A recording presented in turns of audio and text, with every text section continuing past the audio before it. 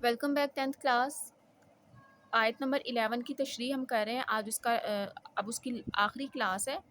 میں نے اس کو 3 پارٹس میں ڈیوائڈ کیا تھا. اب یہ ہمارا لاسٹ پارٹ ہے. اب اس کو دیکھتے ہیں. یوم الحساب یعنی قیامت کا دن، آخرت کا دن. یوم الحساب کا آخری مرحلہ اس وقت آئے گا جب نیکوکار جنت میں داخل کر دیے جائیں گے، جہاں زندگی ہر قسم کے غم تکلیف سے پاک ہوگی اور وہ مثالی زندگی نصیب ہوگی جس کا انسان تصور بھی نہیں کر سکتا. ہر قسم کا آرام اہل جنت کو ملے گا اور کسی قسم کی بےہودگی وہاں دیکھنے نہیں ملے گی. برخلاف اس کے بدکار لوگ دوزخ میں داخل ہوں گے، جہاں ہر قسم کا عذاب ہوگا اور زندگی مصائب و مشکلات کا مجسمہ ہوگی. جو لوگ جہنم میں داخل ہوں گے وہ اس سے باہر نہ نکل سکیں گے. آخر میں اللہ تعالیٰ فرماتے ہیں کہ اے انسان، یوم الحساب کے بارے میں تو کیا جانے کہ وہ کیسا دن ہے. تجھے شاید خیال ہو کہ اس دن کوئی کسی کے لیے کچھ کر سکے گا، تو یہ خیال غلط ہے. اس دن حکم صرف اللہ تعالیٰ کا چلے گا اور فیصلہ اسی کا ہوگا. یہ معبودان باطل اس دن کچھ کام نہ آئیں گے اور تمام جھوٹے اقتدار ختم ہو جائیں گے. انسان کا فرض ہے کہ ایسے دن سے غافل نہ رہے. اب یہاں پہ قیامت کے پوری جو ہے نا، یوں کہہ لیں کہ قیامت کا پورا ایک سین بیان کیا گیا 3 پارٹس میں.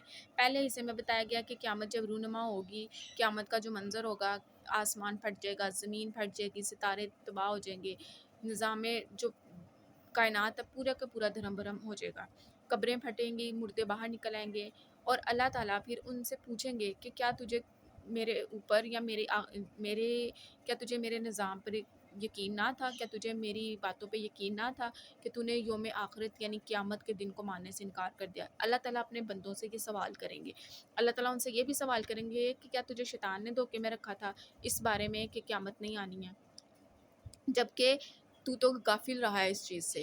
دوسرے حصے میں پھر بتایا گیا کہ جب اللہ تعالیٰ سب کو سامنے کھڑا کریں گے، نامہ اعمال پیش کیے جائیں گے.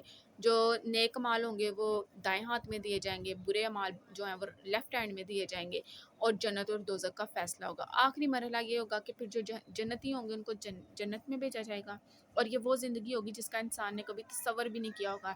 وہاں کی خوبصورتی، وہاں کا جو بھی ماحول ہوگا وہ عام نہیں ہوگا، انسان نے کبھی تصور بھی نہیں کیا ہوگا. ایسی وہ مثالی زندگی ہوگی. اور جو جہنمی ہوں گے ان کو جہنم میں داخل کیا جائے گا، اور وہ اس وقت تک وہاں سے نکل نہیں سکیں گے جب تک اللہ نہ چاہے گا. اور وہاں پہ کوئی کسی کی سفارش نہیں کر سکے گا. صرف اور صرف اگر حکم چلے گا تو اللہ کا چلے گا، وہ جس کو چاہے بخشے اور جس کو چاہے سزا دے. یہاں پہ ہماری آیت نمبر 11 جو ہے وہ مکمل ہو گئی ہے.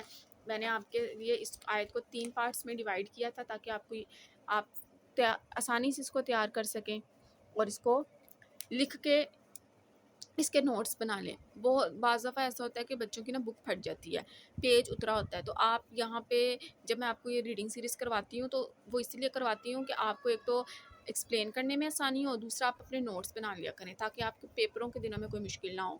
سو stay connected and stay blessed.